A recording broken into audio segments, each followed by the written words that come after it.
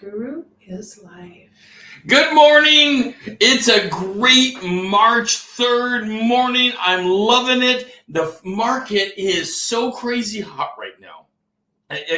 We started off first of the year coming right out of the gate swinging, and now it's March 3rd.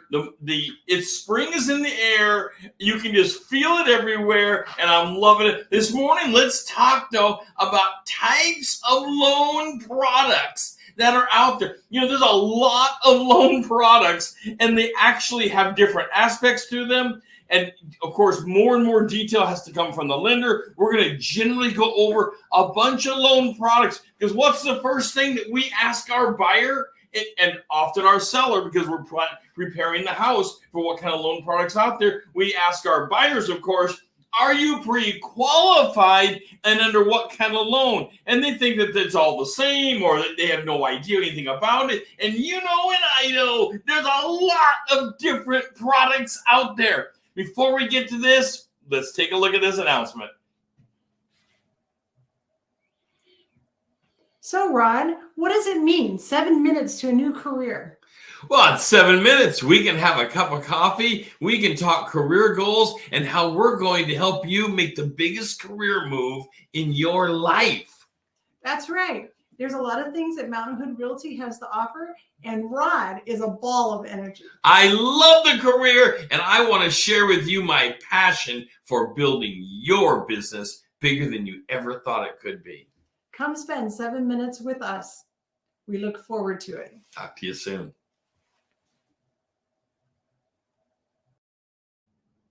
The Guru is back.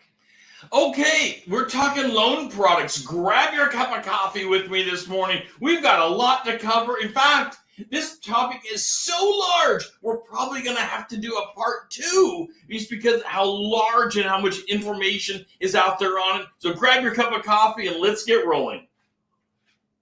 Okay, so different types of loan products that are out there. Conventional, FHA, VA, USDA, and just to throw it in, hard money. We don't want to forget the old hard money loan. That's what we know as cash. Someone who can bankroll you outside of a programmed like FHA product. So conventional FHA, VA, and USDA, they're not the same. These programs are very different. Use a mortgage broker, because they can shop loans for you, not only of types, but each type has what we call overlay. You've got to know this for your client. Each type of loan has overlays from an individual bank. This is incredibly important to explain to your client, that each one of these, so you have FHA according to U.S. Bank. You have FHA according to Wells Fargo, FHA according to Key Bank, so on and so forth. The hundreds, thousands of banks that are out there, they all have their own overlays, fees, and processes to do this. And it changes. So we're taking a kind of a vanilla look at all the differences of these different products that are out there. But wow, is it crazy. So before we jump into the first piece here of conventional, take a second, like the show, hit that like button. I love it when you hit the like button. It just kind of makes my day light up. And by the way, I'm going to the dentist later today, so I could use it if you hit the like button for me today. So hit the like button, make a comment. What kind of loan product have you found out there with a bank that best fits the clients you're working with often? So we know there are different flavors out there. So you can have, chocolate ice cream, but then it comes with all kinds of toppings. Well, loans are the same thing. You can have a flavor of a loan, but then it comes with all kinds of toppings that are out there. And what has worked for you, and why does it work so well? What kind of gem have you found out there? Because not all loans are equal. They're simply not equal, and banks aren't equal about it either. So take a minute, like the show. If you're in YouTube, go there. And of course, hit the subscribe button, and that will open up the Guru members only events where we grow your business bigger than ever before. All right. Interest rates are the first thing we have to talk about because we are talking loan products here. I mean, come on, interest rates. You might think, well, we're not going to talk interest, we're just going to talk loan products. Well, you can't talk one without the other. These things go hand in hand. Interest rates, by the way, are headed up. We're in the year 2022, and interest rates are on the way up. But we are at historic lows right now.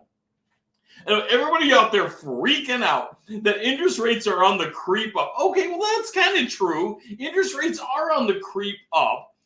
But I'm getting a little older, but I certainly remember back to my first home I bought, which was a long time ago, when I was 19 years old, and it was double-digit interest rates in the market.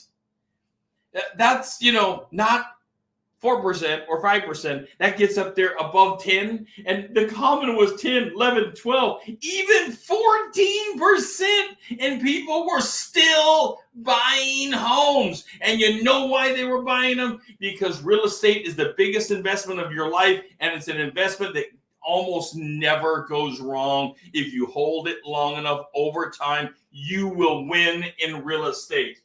Even when the market is going crazy. And of course, as soon as things got better, what did people do? They refied their loan. They went, and of course, they got a lower interest rate. All of us did. As soon as we got out of the double digit, everybody, the refi market went crazy. All right, fees. Fees are not the same. So when your buyer goes and starts shopping around, and you need to encourage them to shop around, it will change how much they can spend. At one bank, they may afford $400,000, and at another bank, they may afford $450,000. The fees associated with the products are different. The fees are not the same across the board. Different banks have different fees, different fee structures, and how they're rolled in together. It can be extraordinarily complicated, but you've got to know that fees are different. All right, special packages. Before we even get into the individual things like conventional, special packages. Banks have special packages. They put on specials. Just like you go down to the grocery store and there's a special on deli meat. Well, banks have specials as well. They have things they're promoting. They're trying to build an industry. They're trying to build a clientele. They're trying to attach themselves to a segment of the population. So they have special packages that they are promoting. And these aren't one-day specials. These usually go much longer than that. They're larger products, and the packaging is different. But you need to know, you can shop for special packaging.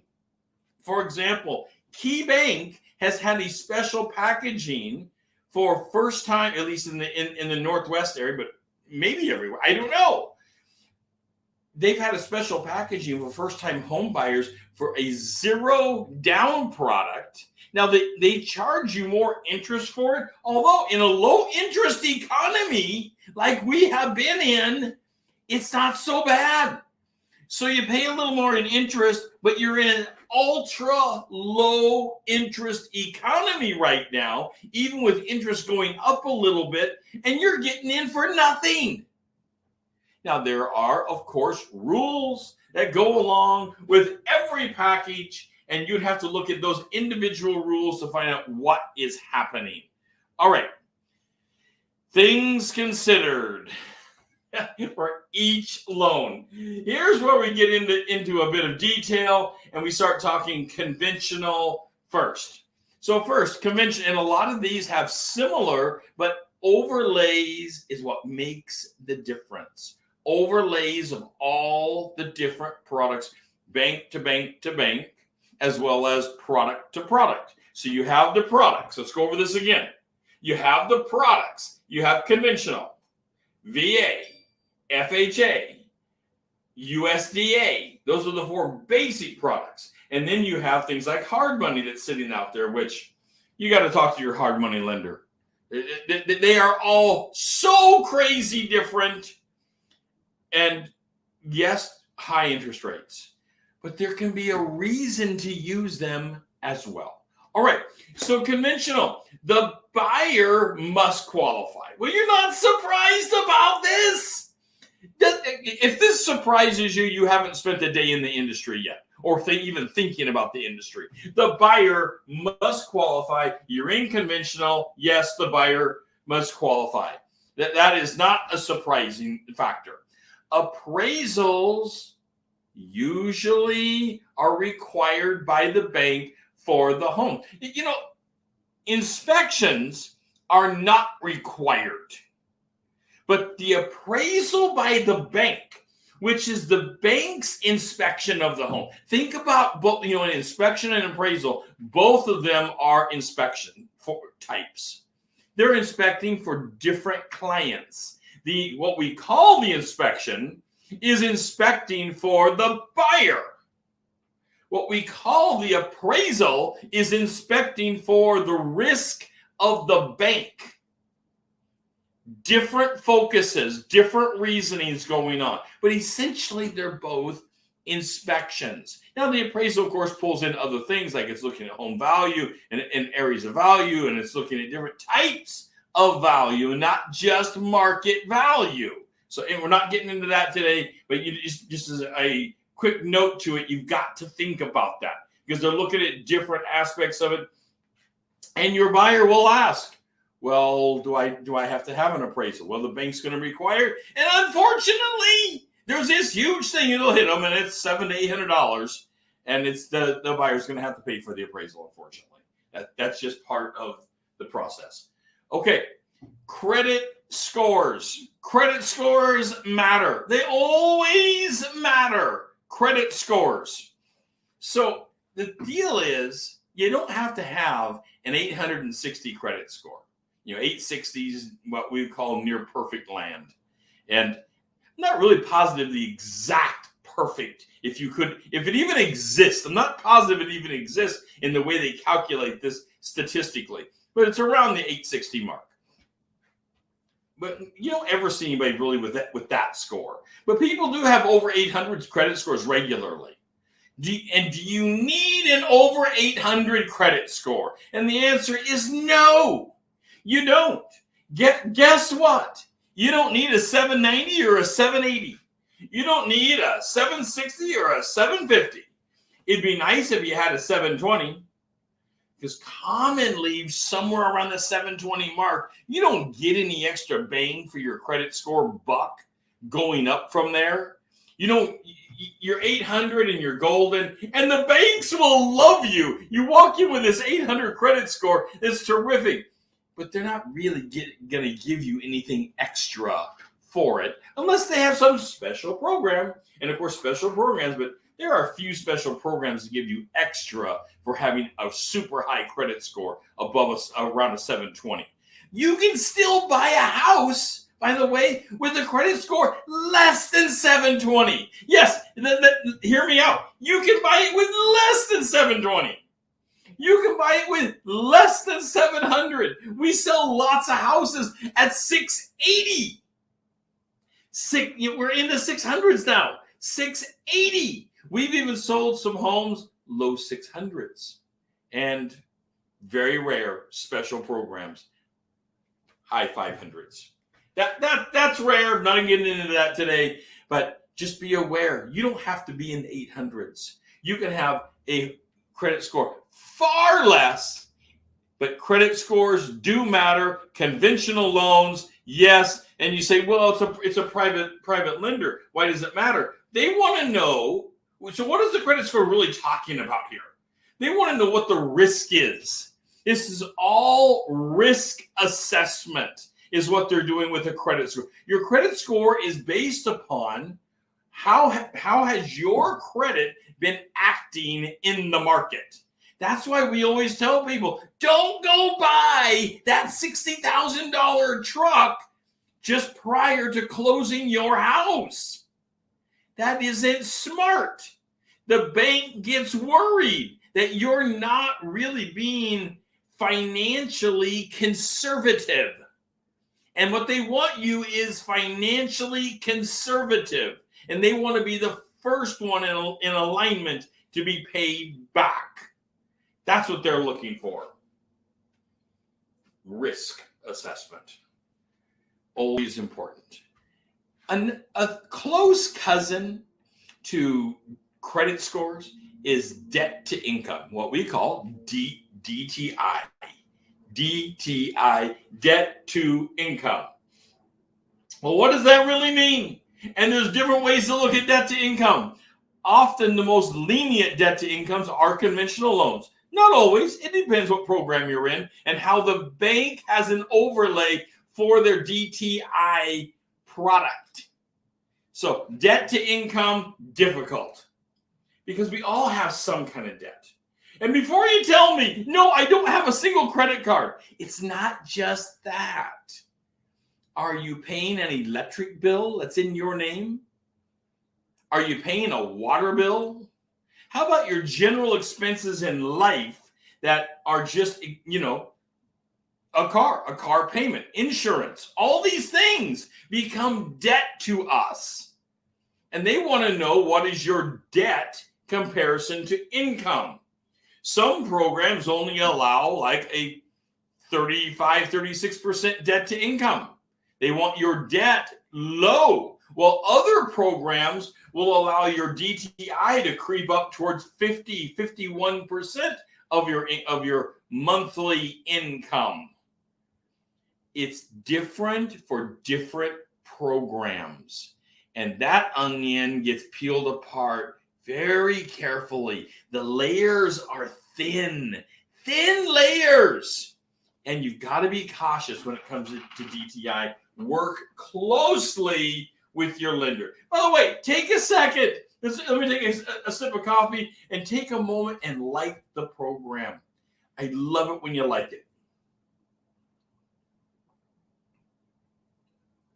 Pardon me while I'm taking a sip of my coffee this morning. I've got to build myself up for going to the dentist. I'm not a big dentist fan. It doesn't freak me out too bad, but going to the dentist it's never fun. All right. Well, for me anyway.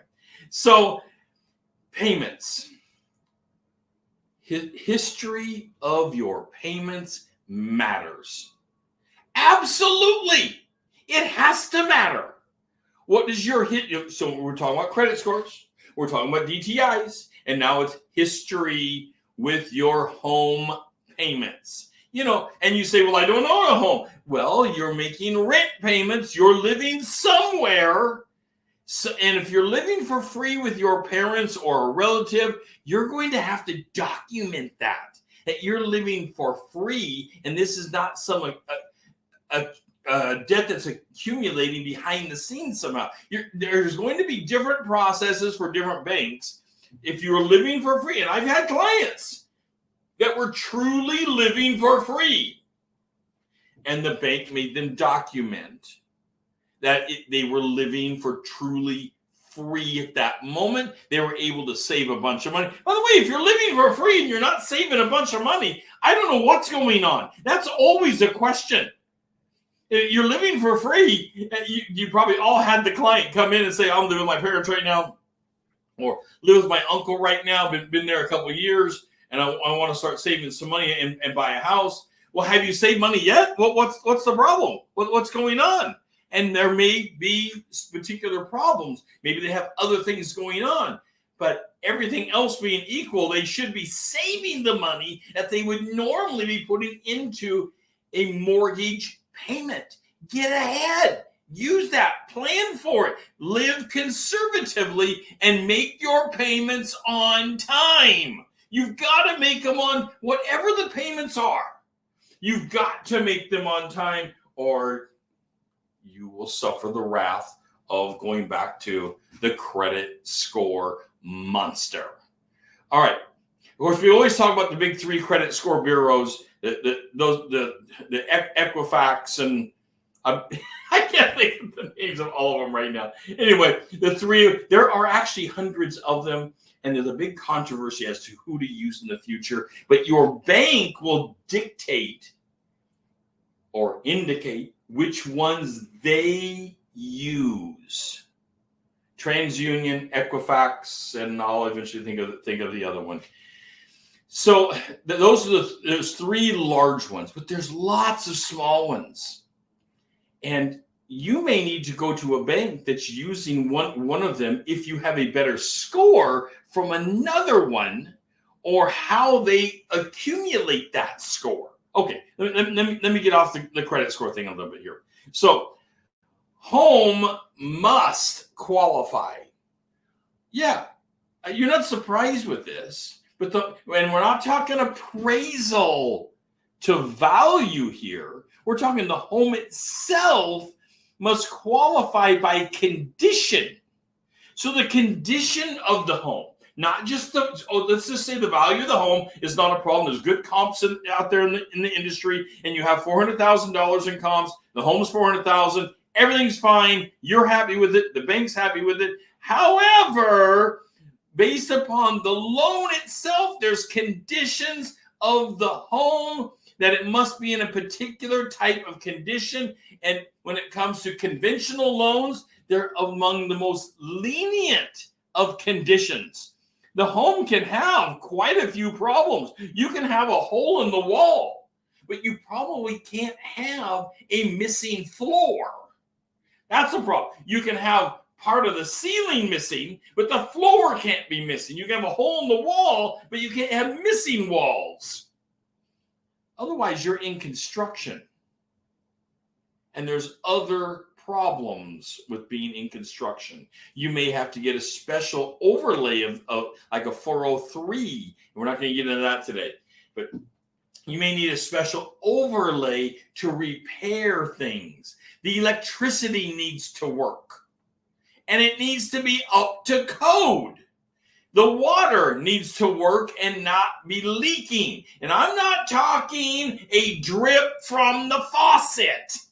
Come on, you guys, let me get a drink of coffee here. We're not talking, people all the time say, well, the faucet's dripping.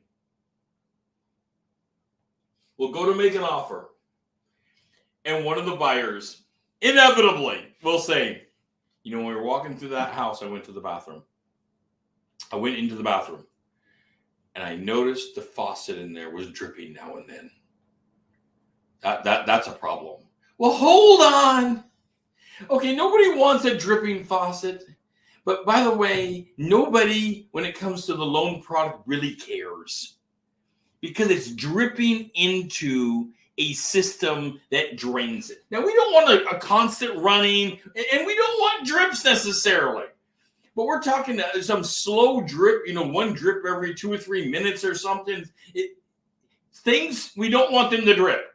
However, the loan product typically doesn't care. Let me tell you where they care and what causes qualifying problems for a drip. When it drips into the trap, and the trap below the sink, that thing looks like an S down there. The trap is now leaking onto the floor. That's a leak. The drip from the faucet into the sink isn't a leak. That's just a drip. And while we don't want it to drip, that's not a disqualifying event. A disqualifying event is when you have under the sink, the trap is leaking onto the floor. Now the bank is concerned, and you should be concerned, because now that's rotting your home, and that is a problem. That becomes a qualifying event problem. All right, FHA, that's conventional, and a bunch of things for conventional. We're not going to repeat them because they overlay into FHA. The Federal Housing Authority, FHA. It's a federal program that banks get to use and apply over to home buyers to help them get in. FHA is one of the lowest down payment programs there is. I didn't mention this, but in conventional land, conventional can change on what the individual bank wants for a down payment. There are some 3% down payment programs out there right now. Absolutely amazing. There are even some zero down special package programs. But FHA has been a 3.5% federally backed program for a lot of years. And it's been held stable and is commonly considered the easiest way for a first-time home buyer to get into a home because it's federally backed. The bank knows they're going to get their money. All right, so let's go back to our list of things. Does the buyer have to qualify? The buyer has to qualify. The buyer must always qualify. This is why your first line of defense, and I mean that kindly, your first line of defense with any buyer is saying, hey, let's go get you qualified for a loan. Let's see which loan products you best qualify and what is a best fit for you. Because there's different loan products for different purposes that will qualify in different ways. This is your first line of defense as the professional. That's why you always want to have a package of several lenders ready in your pocket for them to go talk to, because they need to shop around. Using a loan broker that can broker multiple banks and FHA with this bank and FHA with this bank and FHA with that bank and all the different products with the different banks is fantastic. They can often find you the very best deal. So FHA, does the buyer have to qualify? Absolutely, 100% they have to qualify. Does credit scores matter? Yes. But when it comes to FHA, often credit scores can be reduced. It's just a great product out there, but always be aware of the individual bank overlays that can change that. Debt to incomes are often allowed to go higher than some of the other products. That's where you get up to that, 50%-ish mark. But always remember, again, the individual bank overlays. You may need to shop around to find what's going to work for you. Move us along a little faster since we already laid our foundation. Appraisal. Yes, the bank. Remember the two inspections, your personal inspection and then the bank's inspection. The appraisal is still going to matter. It's going to be required unless you're stepping in with so much money down. You're stepping in with 50%, 75% down, and you're only going to finance a small piece of the home. But then let me tell you, I don't know why you would be using an FHA product at that point, because an FHA product would likely not be the best bang for you if you've got that much money down. And putting that much money down, often you can avoid things like appraisals and other fee associated things if you shop around. If you don't shop around, you're not going to be able to avoid it because, well, it all becomes part of the shopping process. Remember, payments, of course, always matter in every one of these loan products. History of your payments, you want to be on time. Always want to be on time. And the home itself must qualify. Remember, we talked about holes in the floor. Well, you've got to have a floor. There's got to be roof. There's got to be so the home itself, even if you're only paying a little bit for it, the home itself still has to qualify for the underlying loan product. Building your business is the number one thing I plan to do. It is my daily focus, building your business and understanding loan products. You're not a lender, but understanding loan products as an agent is imperative to be able to guide and be the source of the source for your buyers and sellers. You've got to understand some of these issues if you're going to list a home. Because when you list a home, you have to advertise what is the seller going to accept for financing types. Because the different financing types require different aspects and different things, and it may impact how much the seller is walking away with. Building your business is knowledge. Building your business is what I want to be doing every single day. And this is Real Estate Daily. I am your real estate guru. We've been talking about loan products, part 1 today, a part 2 coming soon in the future, where we'll be going through the other products as well and putting a capper on this. And in the meantime, building your business. On the banner down here, I have our Kickstarter program where you can go and kickstart your business to a level you never knew it could be. And we have one-on-one coaching programs. I'll be talking to you soon.